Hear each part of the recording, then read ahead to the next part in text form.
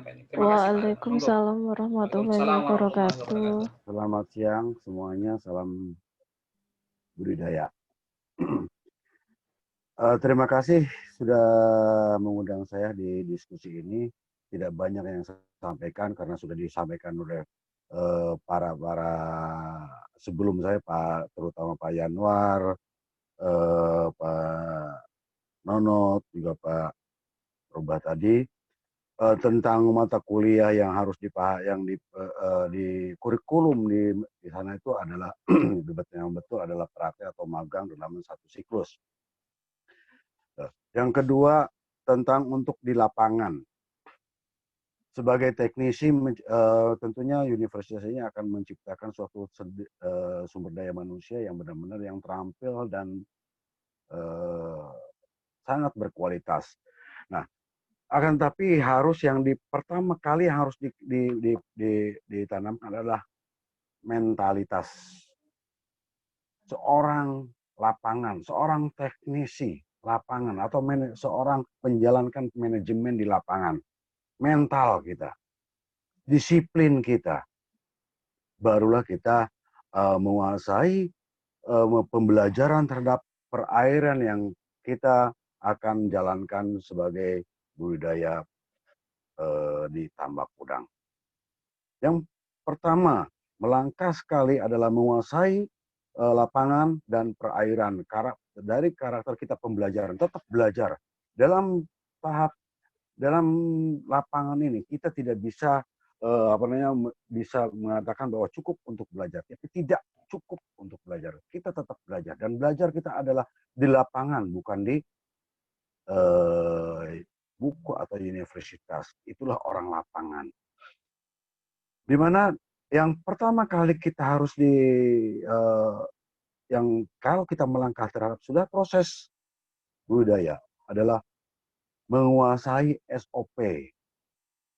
Di mana SOP ini menyangkut dari tadi yang sudah disampaikan oleh Pak Ruba itu water management atau manajemen air, manajemen pakan, manajemen probiotik, manajemen mineral, ini yang harus kita betul-betul seorang teknisi menguasai.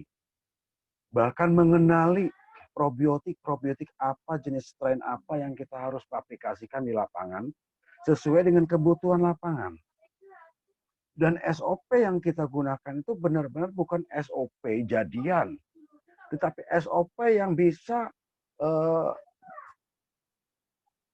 menyesuaikan dengan lapangan, bukan lapangan yang menyesuaikan dengan SOP, tapi SOP menyesuaikan dengan lapangan, sesuai dengan kebutuhan di lapangan di tempat kita bekerja, tempat kita melakukan budaya di tambak.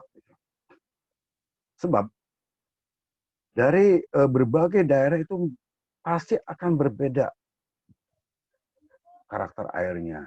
Sehingga yang tadi dibilangin oleh Pak Ruba bahwa menguasai plankton dari tadinya menjadi hijau tiba-tiba coklat atau dari coklat jadi hijau, ada perubahan, ada pergeseran plankton akan mengakibatkan udang itu bisa stres karena parameter airnya sudah lari dari sebelumnya, DOPH-nya, range pH di atas 0,5.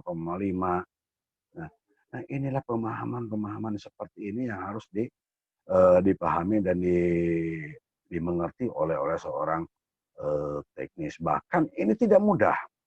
Bahkan yang kita pun yang sudah lama berkecimpung di dunia pertamakan, ini sangat tidak mudah, apalagi kalau kita sudah berpindah satu lokasi yang baru. Itu kita sama lagi dari nol lagi atau belajar lagi. Probiotik manajemen ini yang harus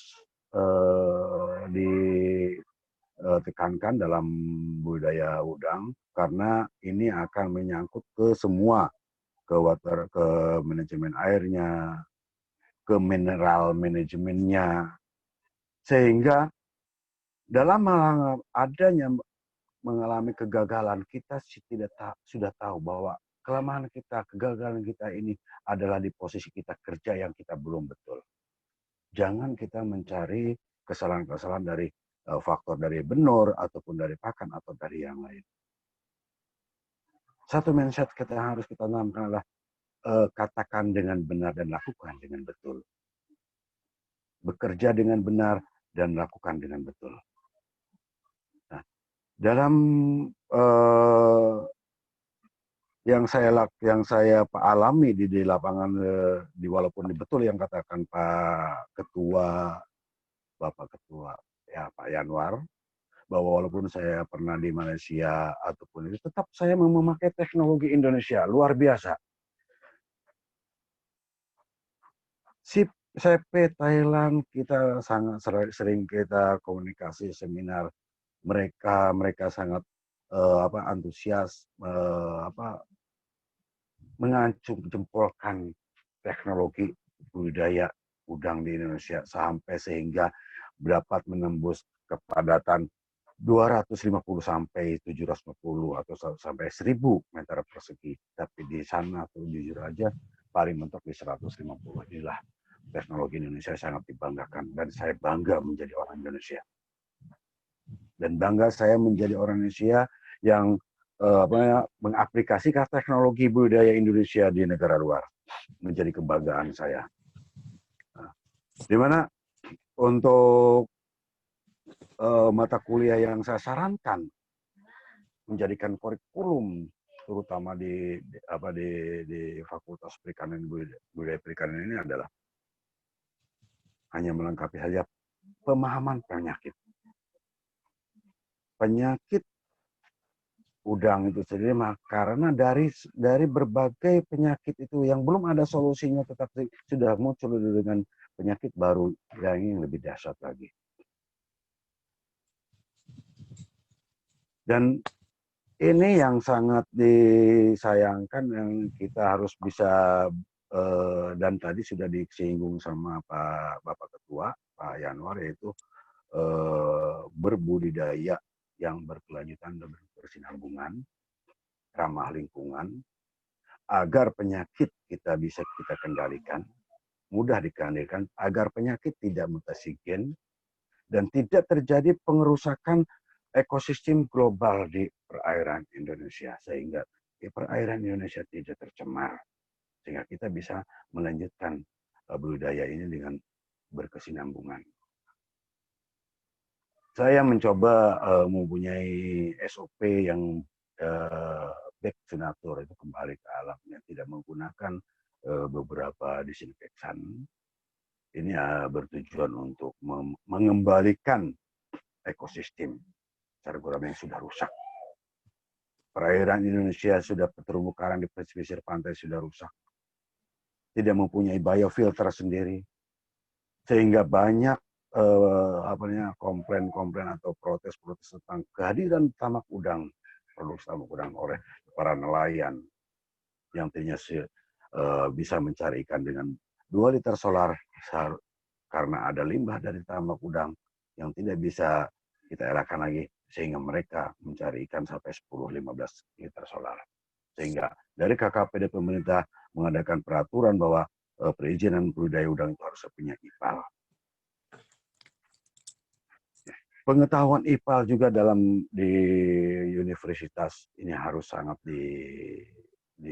digalakkan kembali, agar terjunnya para alumni, para alumnus dari Universitas Muhammadiyah Gresik ini sudah benar-benar siap tempur dan mengetahui dan mempunyai, dan insya Allah dengan demikian mempunyai alumnus yang sangat berkualitas dan berguna bagi bangsa dan negara. Allahu Akbar.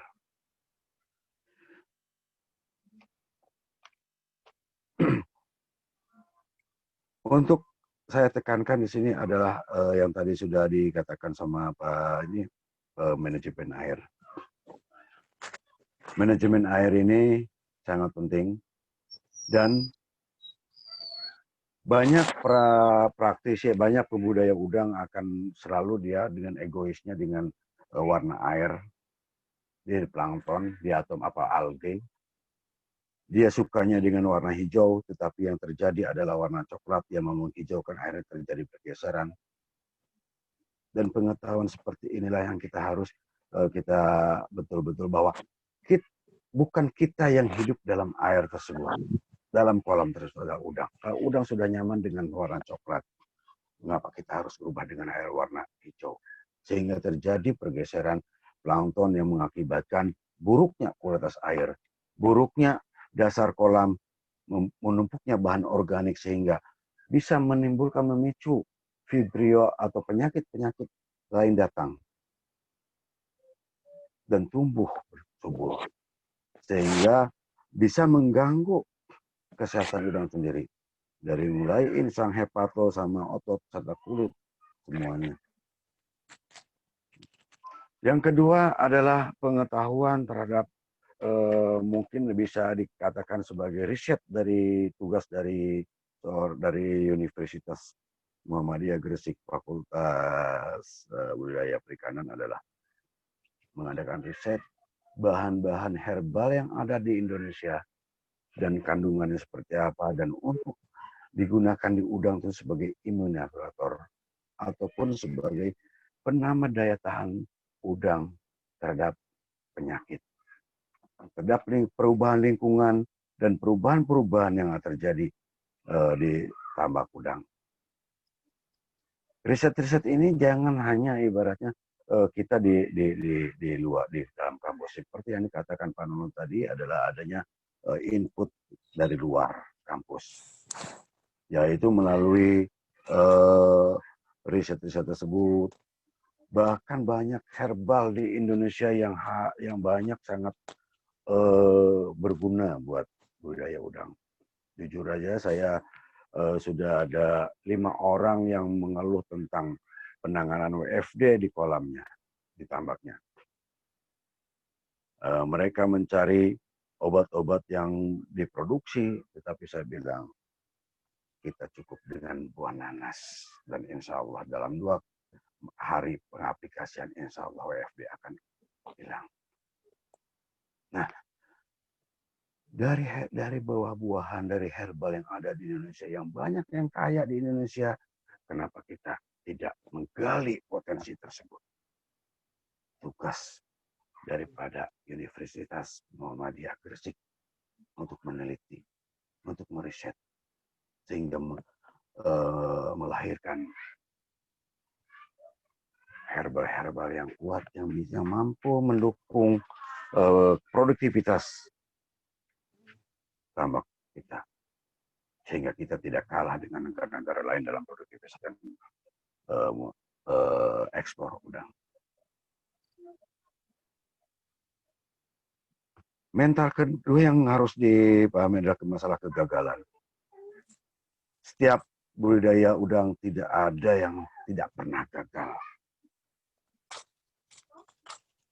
Tetapi mental kita harus tetap benar mental baja dalam menghadapi kegagalan dan tidak menyalahkan siapa. Kita harus introspeksi diri. Apakah kita menganalisa di lapangan apakah sudah akurat atau tidak? Secara visual ataupun secara laboratorium. Analisa masalah di lapangan, menyimpulkan masalah lapangan, baru kita action sebagai aplikasi untuk menangani, untuk solusi masalah-masalah tersebut. Ini kecermatan kita. Kecermatan seorang teknis. Jadi hanya itu aja secara singkatnya yang saya sampaikan, mudah-mudahan menjadi masukan yang baik dan untuk terutama untuk Universitas Muhammadiyah Gresik. Terima kasih. Wassalamualaikum warahmatullahi wabarakatuh.